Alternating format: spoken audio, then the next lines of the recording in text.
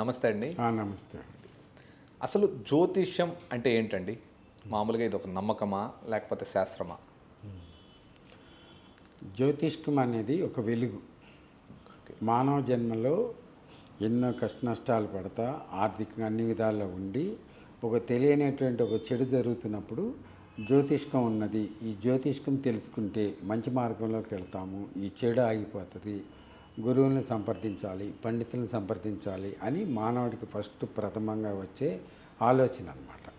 ఆ ఆలోచనతో పండితులు ఏదైతే చెప్తారో అతని యొక్క జీవన విధానాన్ని, అతని యొక్క జాతకరీత్యా ఆయన యొక్క టైమింగ్స్ని బట్టి వాళ్ళు 4-5 విధానాల్లో చెప్తారు. ఆ చెప్పిన విధానాల్లో ఒకటి వాస్తుశాస్త్రంగా కరెక్ట్ చేసుకోమంటారు, 2 అతని జాతకరీత్యా ఏం చేయాలి, ఏ దానం చేయాలి, ఏం చేయాలి, 2 3 జాతిరా ఏం ధరించాలి, 3 విధానాలు చెప్తారు. 4వది ఏంటంటే కాస్త గోవుకి సంబంధించింది ఏదన్నా పరిహారం, యజ్ఞం, హోమం ఇవన్నీ చెప్తారు. ఈ వీటిల్లో అతనికి ఏది చేయగల శక్తి ఉంటే ఆ శక్తి ద్వారా చేసుకుని మంచి మార్గంలోకి వచ్చి తన జీవితంలో ఒక చక్కని చైతన్యం మార్పు చెంది వెలుగులోకి వెళ్తాడు.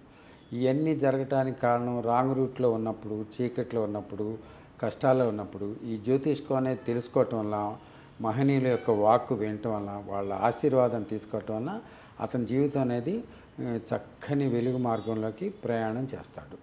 దీనివల్ల అది 10 మందికి ఉపయోగపడతాడు, తనకు తాను కూడా వృద్ధిలోకి వస్తాడు. జ్యోతిష్కంలో ఉన్నటువంటి ఒక గొప్ప రహస్యం ఇది. పూర్వీకుల అనాది కాలం నుంచి ఎంతో అనుభవంతో మానవుడి యొక్క కష్ట నష్టాలను, సుఖశాంతులను అన్నీ చూసి అనుభవం మీద లోక కళ్యాణం కోసం, మానవాళి విపత్తు జరగకుండా ఉండటం కోసం మహనీయుల యొక్క వాగ్దానాలు, వాళ్ళ యొక్క ప్రవచనాలు, వాళ్ళ యొక్క సలహాలు, సంప్రదింపులు అన్నీ కూడా వాళ్ళ లోక కళ్యాణానికి పాటుపడ్డారన్నమాట.